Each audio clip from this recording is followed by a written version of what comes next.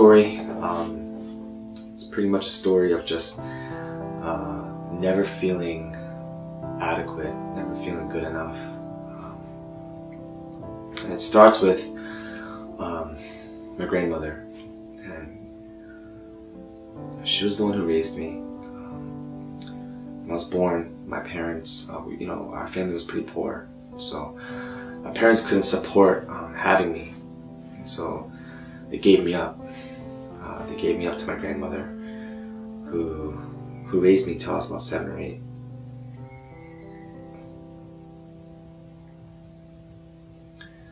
And that's kind of where the story starts, and it picks up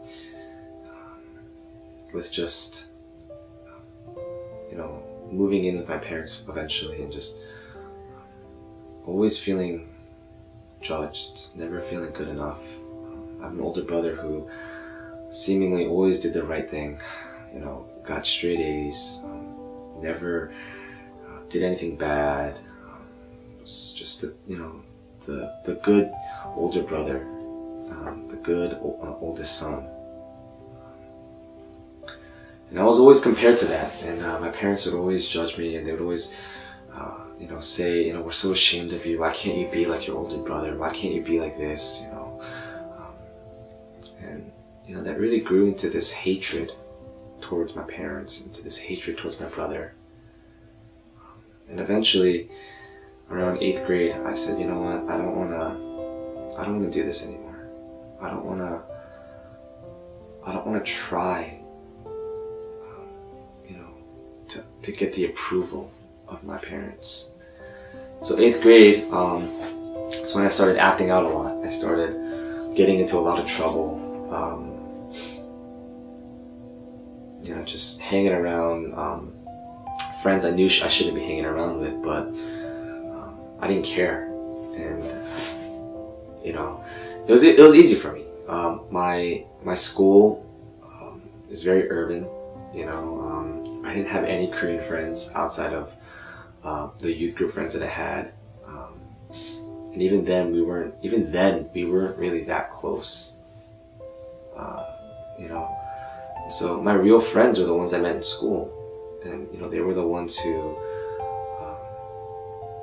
introduced me to smoking and drinking, and to girls and all this stuff. And that's when I started acting out. I was always called into the principal's office. My parents would always have to come pick me up from school. Always just getting bad remarks on my report card. I started failing a lot of classes.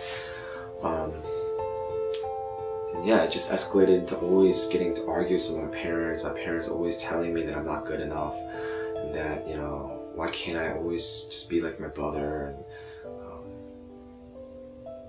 And I remember I always just felt like they didn't care about me. So 9th grade hit, and that's when my life started to unravel. My close friends in school, their older brothers and their cousins or their friends, older friends, they were involved in this gang lifestyle, and I never joined or was a part of that, but everyone knew that I was always associated with those people. And so my closest friends became the people who would give me drugs, and who in return I would sell drugs to make quick money. My closest friends were the ones who would force me to fight another person because that person said this about one of my friends. And very quickly I gained this reputation of being this bad person. My life just kind of started to spiral out of control. I was constantly getting into just trouble, being brought home by the cops. My parents actually had to come pick me up from the actual municipal police department one night actually, because I got into a fight, and it was late at night, and the police came and they arrested me, and all my friends actually, they ran off. I was the only one that was caught. So I was still a minor, so they kind of let me go on just, you know, bad behavior. But yeah, it just turned into this lifestyle that I didn't want to be a part of, but I couldn't get out of. My relationship with my parents was real bad, always getting into fights. I got kicked out of the house a couple of times. I ran away from home a couple of times. But I remember this moment, I think it was my sophomore year. Sophomore year is when it started to really escalate into something bad. I remember my sophomore year, they called me down to the office, and open the door, my mom's there, and she's there with the principal and actually like the chief of police. They sit us down, and you know, my parents didn't really know the kind of mess I was getting myself into. They knew that, you know, I wasn't like my older brother. They knew I wasn't as smart as he was, or you know, what have you, but they didn't really know the extent of how bad my life was turning out to. So they pretty much sat down with us, and they said, you know, the chief of police said, you know, if your son continues to go to this school, there's only two options for him. He's gonna end up in jail, or someone's gonna kill him. And at that moment, my mom found out all the mess I was getting into, and you know, it was bad. That night, my parents, obviously, you know, they talked about what was said. My dad, my mom came in the room. My older brother was there, and they told us that, you know, they're splitting up. They're gonna get divorced. And my dad looked at me and he said, and I'll never forget this, he said, you know, you're the reason why your mom and I fight so much. You're the reasons why our family is so broken. And you know, that really stuck with me, because I remember when I was younger, I would always try to please them. I would always try to do things to make them happy, but it was never good enough. And I remember that night, after my dad left, he packed his stuff and he left. I remember that night, when my mom went to sleep, I packed my stuff and actually ran away. I ran away from home. I lived at my friend's house for about like 3 months, just place to place. And I couldn't take it anymore. I couldn't take never living up, always feeling ashamed of who I was. The reason why I start with my grandmother is because my whole life I've always felt inadequate. I've always felt I was never good enough. I'm never good enough. My grandmother, she's the one who always encouraged me. She was the one who always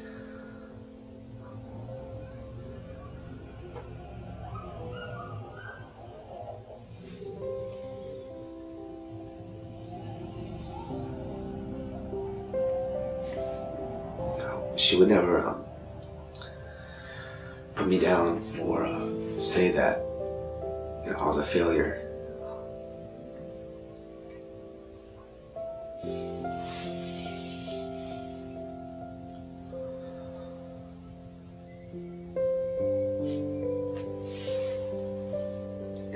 It's hard talking about her, because she recently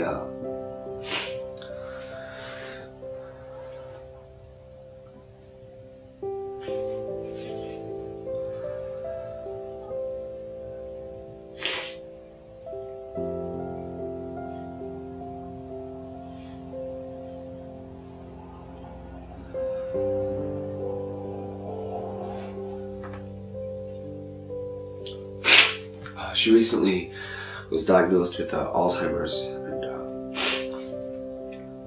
degenerative disease, and she's just been degenerating very rapidly. She's only had the disease for about 2 years now. She doesn't remember anything. It's gotten so bad where she's actually starting to lose her body functions. She can't control her bowel movements. She can't walk. She can't feed herself. It's hard because she was the life force of all that I am. She was the one that raised me. She was the one that always encouraged me. And to see her not present in my life anymore, it's really hard. Because now I feel like there's no support. And people could say what they want, but she would always be the one that would encourage me. And so now recently I don't have that support in my life. So what I've been trying to do is I've been trying to cover myself with the things that I'm good at. I've been trying to hide my shame and the things that I've done in the past with the talents that I have.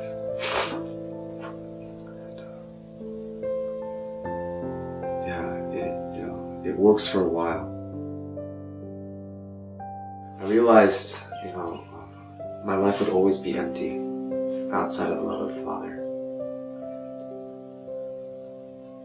And that's when I really struggled, because I could never understand this love that God was giving me, because I never really felt the love of my Father. And so I struggled with that a lot. Just, how is it possible? How could God love me?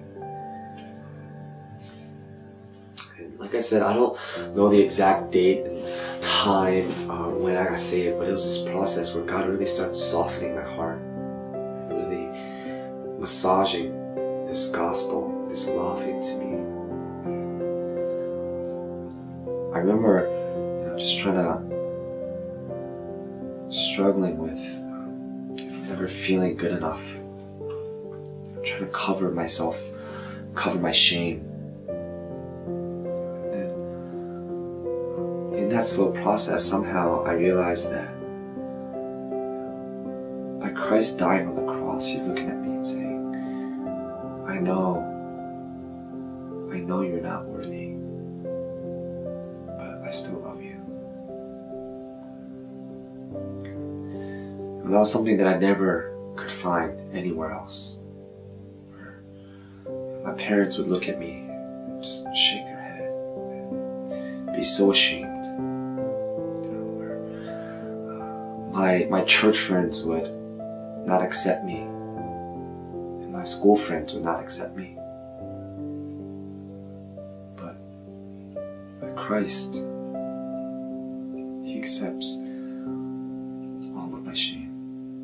He accepts all of my guilt, all of my inadequacy, and He says, you are my beloved.